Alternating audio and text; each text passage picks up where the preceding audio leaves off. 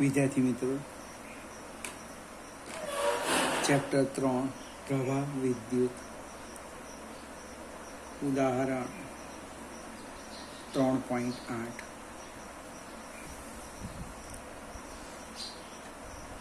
વિસ્ટન બ્રિજની 4 ભુજાઓને નીચે મુજબના અવરોધો જોડેલા છે.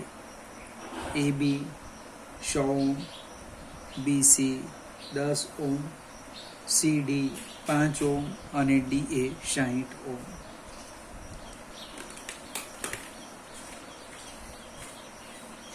પંદર ઓહ્મ અવરોધ ધરાવતું એક ગેલ્વેનોમીટર BD વચ્ચે જોડવામાં આવે છે. 15 ઓહ્મ અવરોધ ધરાવતું ગેલ્વેનોમીટર BD વચ્ચે જોડવામાં આવે છે અને એસીને સમાંતર સ્થિતિમાનનો તફાવત 10 વોલ્ટ જેટલી જાળવી રાખવામાં આવે તેવા ગેલ્વેનોમીટરમાંથી વહેતો પ્રવાહ શોધો. એટલે કે એસીને સમાંતર એક 10 વોલ્ટની બેટરી જોડવામાં આવે છે. તો પ્રશ્ન છે, ગેલ્વેનોમીટરમાંથી વહેતો પ્રવાહ શોધો. મિત્રો, આ 4 માર્કનું એક્ઝામ્પલ છે. 2 એક્ઝામ્પલ છે, એક ઉદાહરણ છે ને એક સ્વાધ્યાયમાં છે. જૂના કોર્સમાં પણ આ પૂછાઈ ગયો હતો, ત્યાર પછી પણ એકવાર આ પૂછાઈ ગયો છે. હવે પહેલાં તો બ્રિજ બેલેન્સમાં છે કે નથી એ આપણે રફ ચેક કરવું પડે. આપણે સંજ્ઞા આપી દઈએ, આને હું R1 કેમ, આને આપણે R2 કહીએ, આને હું R3 કેમ, આ અવરોધને હું R4 કેમ. સંતુલનમાં છે કે નહીં કેવી રીતે ચેક કરવાનું? તો કે R1/R2 બરાબર R3/R4 થવા જોઈએ. તો હું અહીંયા લખું છું, જો R1/R2 કરું, R1/R2, R1 100 ઓહ્મ ભાગ્યા 10 એટલે આવવાનો જવાબ 10.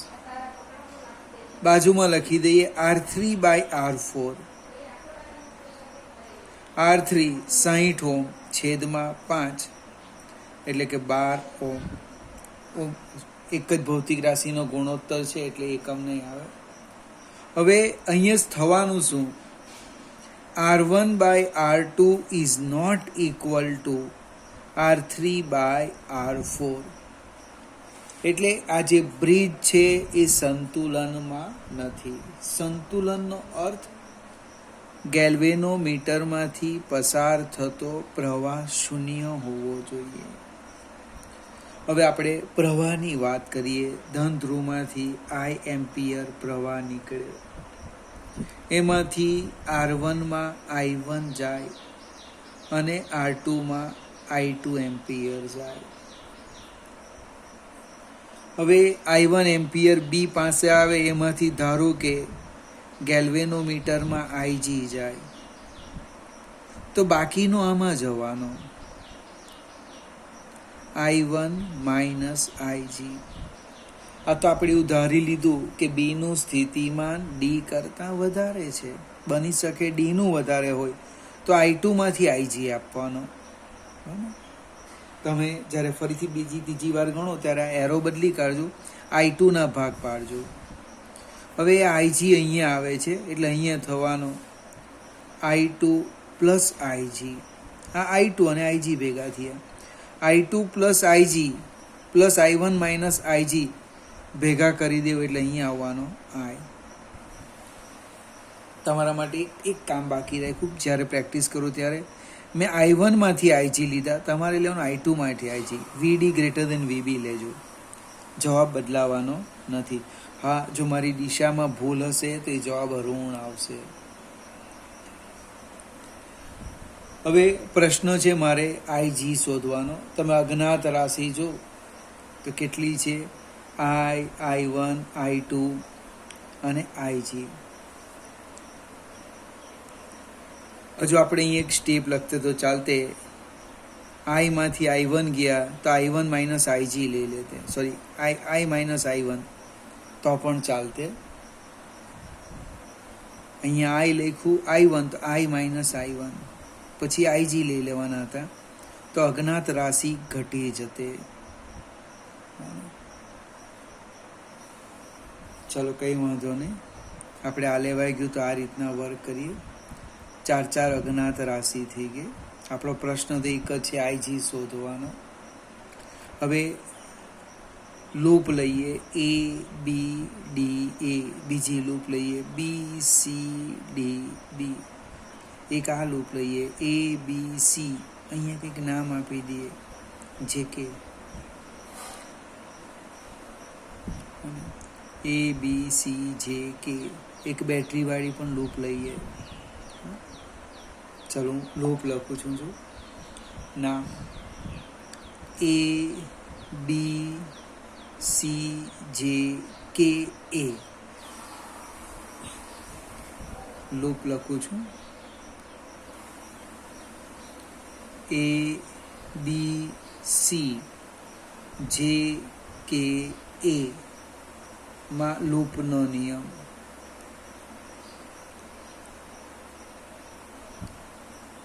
હવે લૂપનો નિયમ, અહીં હું પ્રવાહની દિશામાં જાઉં એટલે ઘટાડો, પ્રવાહની દિશામાં ઘટાડો.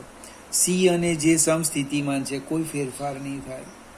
ઋણથી ધન વધારો, કે અને એમાં કોઈ ફેરફાર નહીં થશે. એટલે હું લખું છું -I1 R1 -I1 -IG into R2, C થી J, J થી K +10 = 0. આ માઇનસને સામે લઈ જઈએ એટલે પ્લસ થશે. I1 R1 plus I1 - IG R2 = 10. સાદું રૂપ આપીએ શક્ય એટલું. એટલે કે I1 R1 plus I1 R2 minus IG R2 = 10. કિંમત મૂકી દઈએ. કિંમત આપણે અહીંયા જ મૂકવાની હતી. એટલે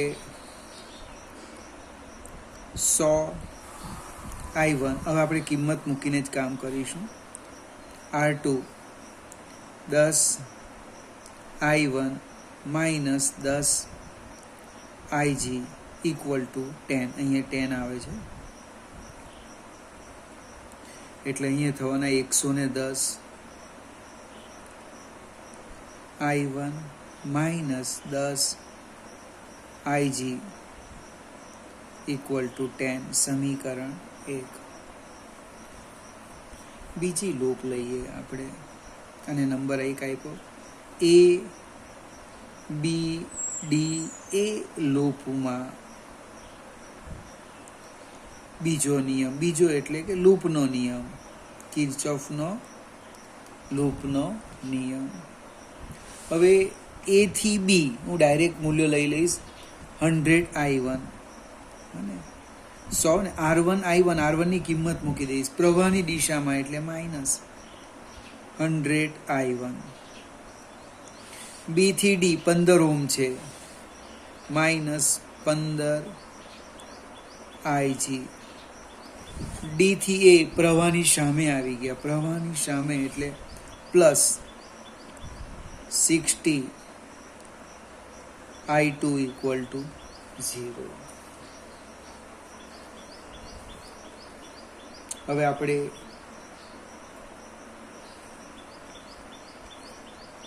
આગળ જઈએ. I2 ની કિંમત મૂકવું હોય તો મૂકાય. I - I1.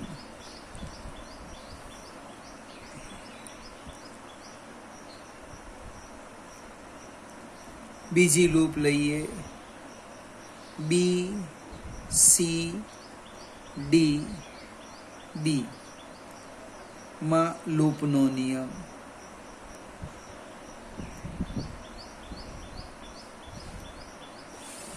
B C D B માં લૂપનો નિયમ, પ્રવાહની દિશામાં ઘટાડો વધારો વધારો.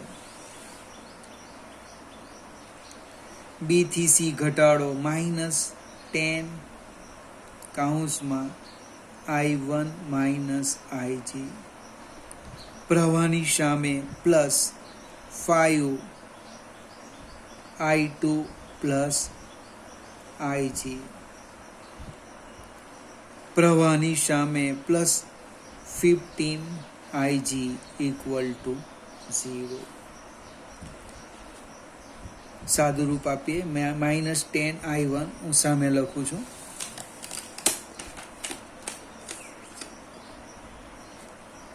-10I1 ઓછા ઓછા વત્તા 10IG plus 5I2 plus 5IG plus 15IG equal to 0.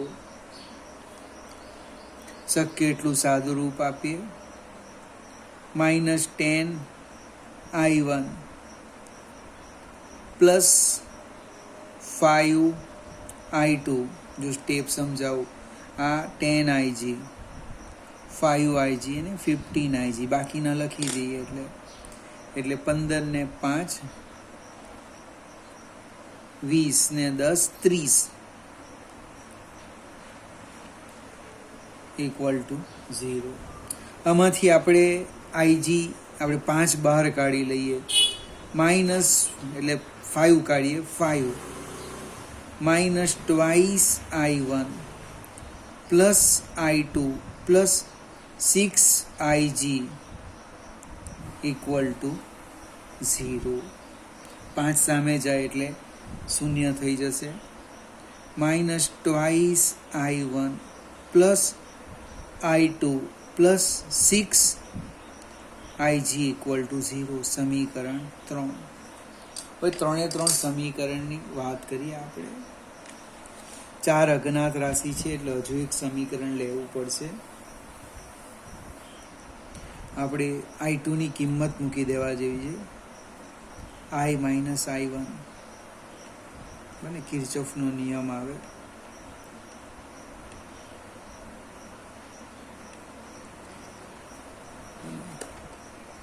Junction એ પાસે જંક્શનનો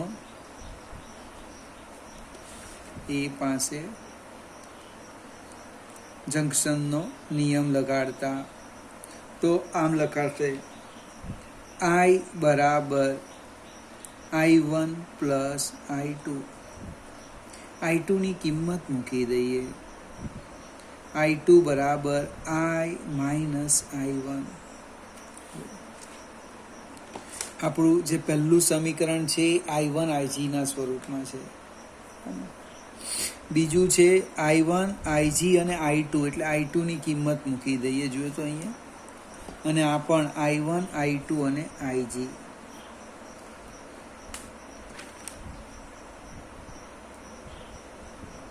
એક કામ કરીએ આપણે.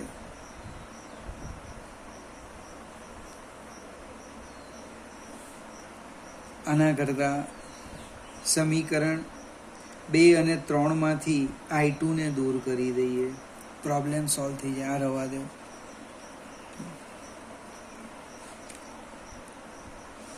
અહીંયા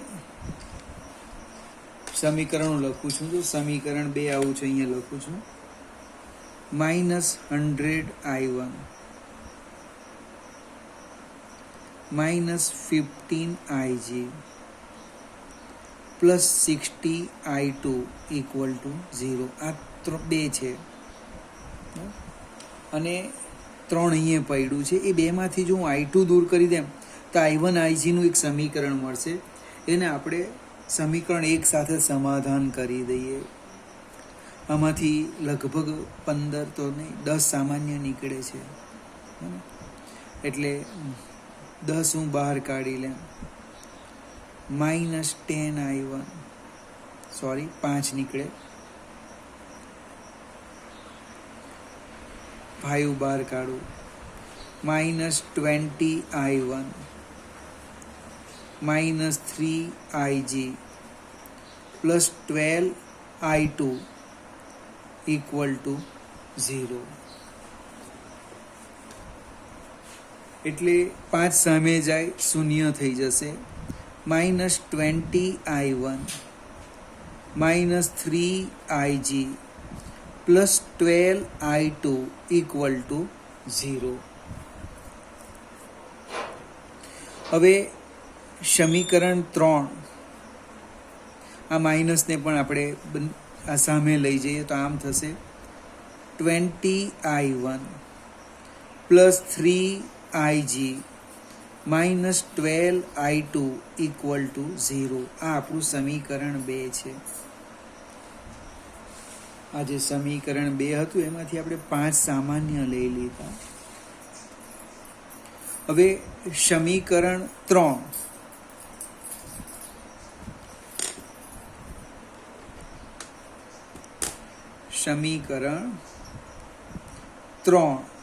ગુણ્યા 12 વત્તા સમીકરણ 2. 3 ને 12 વડે ગુણીએ અને 2 માં ઉમેરી દઈએ તો શું થાય જોઈએ જો. અને 12 વડે ગુણો એટલે 12 દુ 24 -24i1 plus 12i2 plus 12 72ig વત્તા સમીકરણ 2 20i1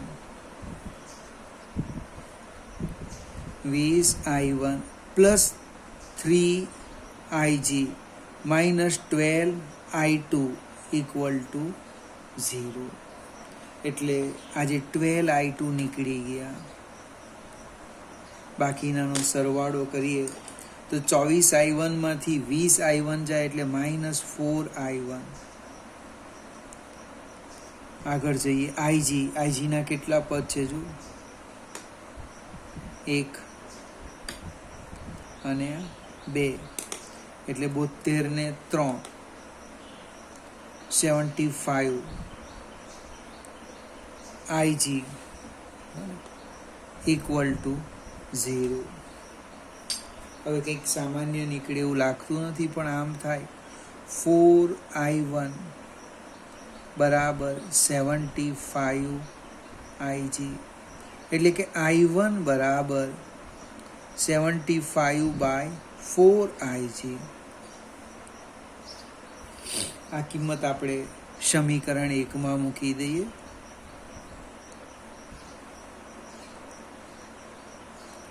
સમીકરણ 1 માં કિંમત મૂકતા, સમીકરણ 1 માં કિંમત મૂકી એટલે શું થાય? 110 i1 એટલે 75/4ig minus 10ig equal to 10. હવે 110 ગુણ્યા 75 ભાગ્યા 4 એટલે 62.5. હું સામે લખું છું અહીંયા 62.5 ig minus 10ig equal to 10. 62.5 માંથી 10 બાદ કરી દે એટલે 2052.5 ig ઇક્વલ ટુ 10. એટલે કે ig 10 ભાગ્યા 2052.5 2052.5 એટલે 0.0048 એમ્પિયર. 0.0048 લખવું તો લખે 487 એમ્પિયર. આપણે દશાંશ ચિહ્ન ખસેડીએ લખવું હોય તો 1 2 3 એટલે આઈજી થવાના 4.87 ઇન્ટુ 10⁻². હવે 1, 2 અને 3 10⁻0 હતી અને જમણી બાજુ ખસે એટલે ઘટાડવાનું એટલે -3 એટલે જવાબ આવવાનો 4.87 ઇન્ટુ 10⁻³ એમ્પિયર, અથવા આને કાઢી નાખો તો શું લખાય? મિલી એમ્પિયર. આટલા લખવાના 4 માર્ક્સ.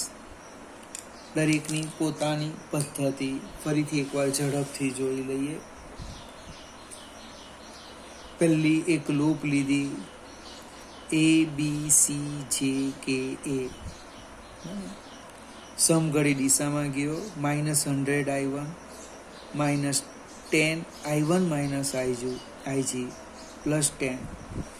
સાદું રૂપ આપો એટલે આ સમીકરણ આવી ગયું. બીજી લૂપ લીધી, ABDA. એ લૂપ લેવાથી આપણને આ સમીકરણ મળ્યું. હવે મારી એક નાની ભૂલ કઈ હતી સમજાવું. અહીંયાથી 5 સામાન્ય જ કાઢી લેવાના હતા. એ પ્રોસેસ મેં આખી ક્યાં કરી? અહીંયા કરી. 5 સામાન્ય કાઢ્યા એટલે સમીકરણ 2 મને આ મળ્યું. એટલે તમે લખતી વખતે જરા ધ્યાન આપજો.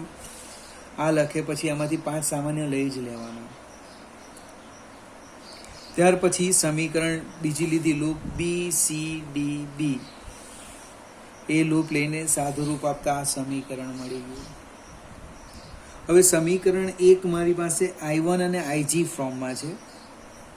સમીકરણ 2 અહીંયા લખ્યું જ છે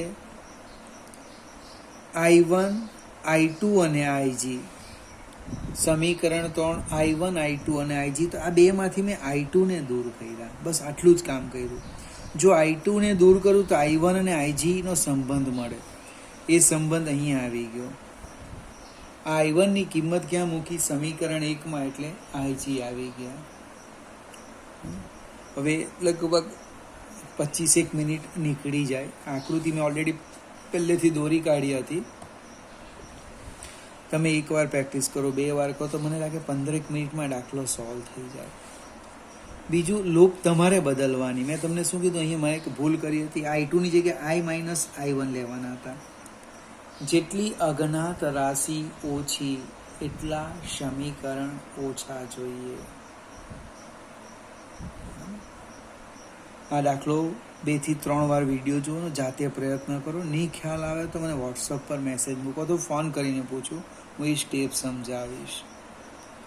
4 માર્ક છે, પરીક્ષામાં જવા જોઈએ નહીં.